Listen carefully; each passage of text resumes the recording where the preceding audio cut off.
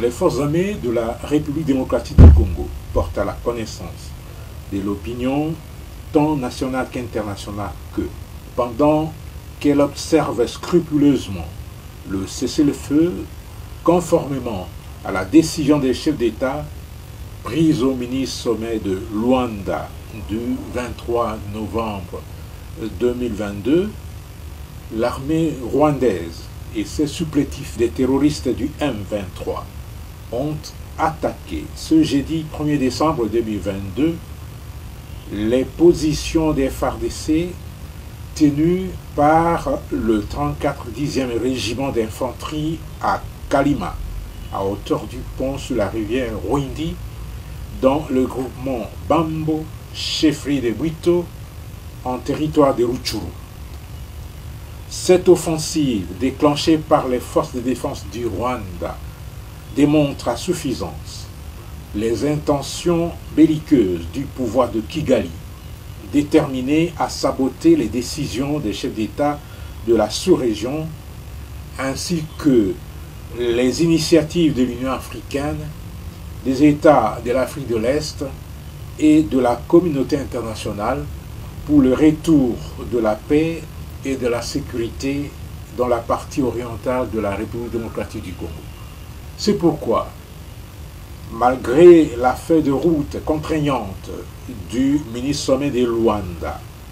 aucun désengagement des forces rwandaises et des terroristes du M23 n'est observé sur le terrain. Au contraire, il est constaté un renforcement en effectifs et en matériel en provenance du Rwanda. En outre,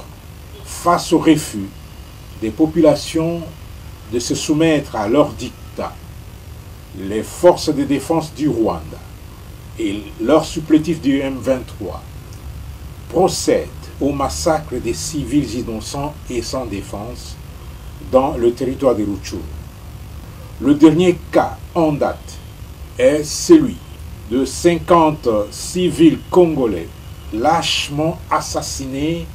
mardi le 29 novembre 2022 à Kishishe, localité située dans le groupement des Bambou, chefferie de Bwito, en territoire de Rutshuru. Plusieurs autres civils sont aujourd'hui portés disparus ou kidnappés par la horde des terroristes du M23 sous la bénédiction de l'armée rwandaise. Il est déploré également l'enlèvement et le recrutement forcé des jeunes par les mouvements terroristes du M23 ainsi que l'utilisation des mineurs dans ses rangs. Face à cette situation, les forces armées de la République démocratique du Congo se trouvent dans l'obligation de riposter à toutes les attaques et de tout mettre en œuvre pour protéger la population congolaise, victime de la barbarie de l'armée rwandaise œuvrant sous le label du M23. Toutefois, les forces armées de la République démocratique du Congo restent déterminées à respecter les résolutions du mini-sommet de Luanda telles que stipulées dans son communiqué final.